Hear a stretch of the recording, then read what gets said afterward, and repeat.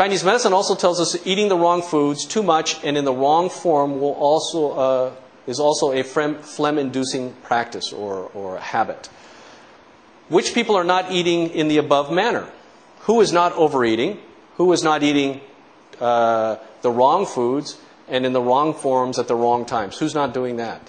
Any of us here? Okay. Okay, so you can see how modern living or better living through chemistry isn't working for us. We shouldn't be doing these type of things, okay? What are some of the bad things that we're doing? Eating cold foods. Eating foods that are cold right out of the refrigerator, temperature cold, and not eating also excessive amounts of raw food. Now, this may irritate some people because they're big raw food fanatics, but raw food is actually not proper to, or not conducive for proper dietary health. Okay. If you're healthy, you can eat some raw food. But if you're extremely sick or have some major disease pattern, you should be trying to avoid raw food. So, interestingly enough, one of the best sources for getting nutrients in your body in high doses is taking in things like vegetable juices or processed ground vegetables. Now that is in raw form, at least as I'm aware. I'm not aware of them cooking it. So it's interesting that people who do consume huge quantities of these type of foods can actually get better following that type of dietary habit. However, they're not only following that. That's where the myth comes in. They are also taking in soups, which are cooked, and doing a lot of supplementation also. Okay? Eating processed foods. Who doesn't eat a processed food here? Never. Good. All right. I think all of us have partaken in some type of processed food before. And foods altered from their natural state. So eating, I guess it's basically another way of describing an altered food or a processed food, but not to the extent that you think it's coming in a bag or in a box. Okay, foods that have been changed in such a way that they're not beneficial to us, or have had chemicals added to them, they are not beneficial to us any longer. Okay. Also, eating while on the go or under stress will have a similar effect. So when you eat, you should eat. You should eat and not have your business lunch. Or you should, when you're eating, you should not have an argument with your loved one. If you are going to have an argument, just put everything down, including the knives, and then you can argue away, okay? And then once the argument's over with, then you can go back to eating, okay? So what to do? Oh, this was the same. Don't think, but if you do, you must act. You should eat foods properly in a peaceful environment and with a peaceful mindset. A good rule of thumb that was taught to me when I was going to naturopathic school was, before you eat, take 3 deep breaths and then start to eat. People have told me many times that when they do it this way, they will feel much more relaxed than if they just sat down and started eating. They said they really notice a difference. They're actually eating slower. Okay? Foods, you should be eating foods that are organic or fresh, not processed or full of chemicals. So again, avoiding the junk that's out there. And this will reduce the toxic or environmental exposure you have. Using proper oils. Oils are good for you. Oils will keep you healthy. Oils are what brings oxygen to your cells.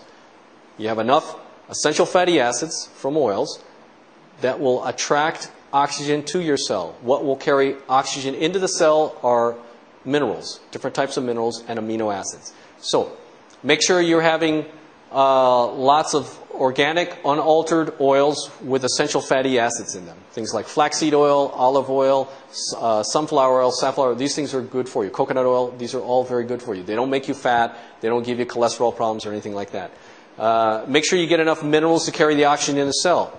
So eating organic vegetables is a good source of minerals, or you can take a mineral supplement.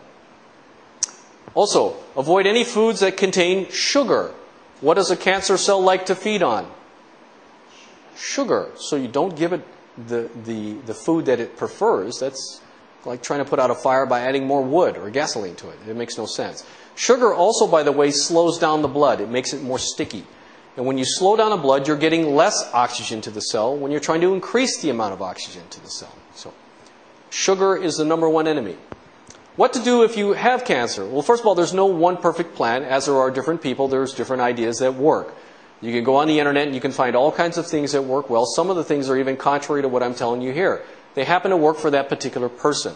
So if you have cancer, I would recommend highly that you go to somebody who would make something specific for you.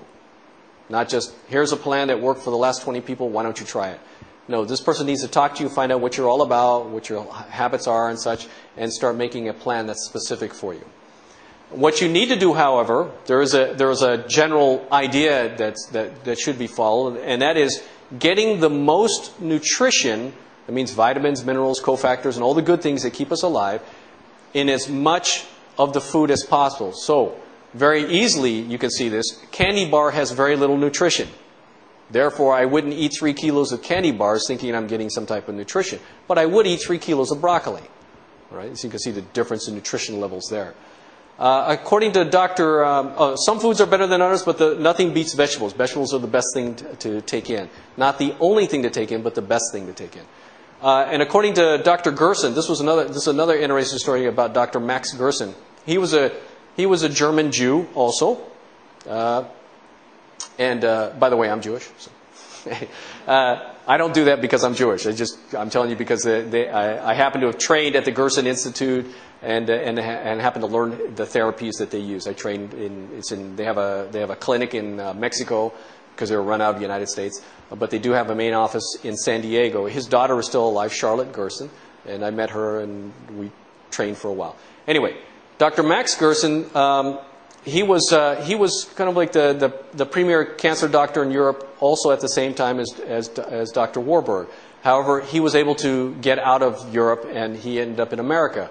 Many people used to come to him because he was saving people's lives using food and some other things, a few other things, mostly natural products.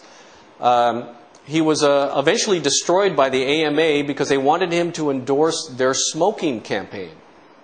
They came to him and said, we'd like you to endorse smoking cigarettes. And he said, well, I think that's kind of stupid because cigarettes can contribute to cancer and I'm trying to prevent it. And so he wouldn't put his name on the list of doctors who think smoking is good, and therefore they destroyed his life. Eventually they revoked his license. They did all kinds of bad things to him. And I think he died in 1954. What's very interesting, or what is the paradox of this, he developed books on nutrition and how to eat properly and how to maintain health with diet. And do you know who adopted his books on diet?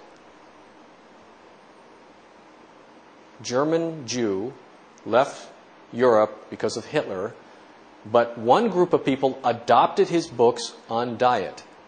This is the irony of it all. The German army adopted his dietary habits. They read his books. In fact, there's a book called Feeding the German Army by Dr. Max Gerson. I saw it. And it was, wow. Here was a guy, he's Jewish, and of course, with Hitler and the Nazis in power, they hate the Jews. And yet the German army adopted his dietary principles. And the German army was famous for marching huge distances with very little food. I mean, they almost conquered Russia. And Russia's a big country. They were fighting the whole world practically at one time. And it was through the dietary habits dietary ideas of Dr. Max Gerson that they were able to survive as long as they did, or do as well as they did. They almost beat the Western world.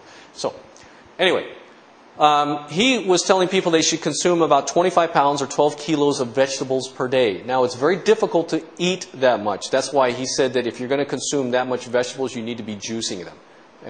But the way you juice them is a little bit different than what you think. Many people will take how many have seen that Juice Man juicer or something, where you drop it into a blender basically. It's centrifugal. It spins the juice out, release the pulp in. Well, what that does is actually oxidize all the goodness in the vegetables. So you're drinking, in the end, a kind of sweet juice, which is sugar. That part does survive. So if you are going to juice, the type of juicing you want to do is a type in which it's ground. And they make a couple of different juicers that do that. We have one here called the Champion juicer, which is pretty good. But the best one that I've seen that's endorsed by the Gerson Institute is called the Norwalk juicer. And it's a screw. So it's this large type screw like you would grind meats or seeds with.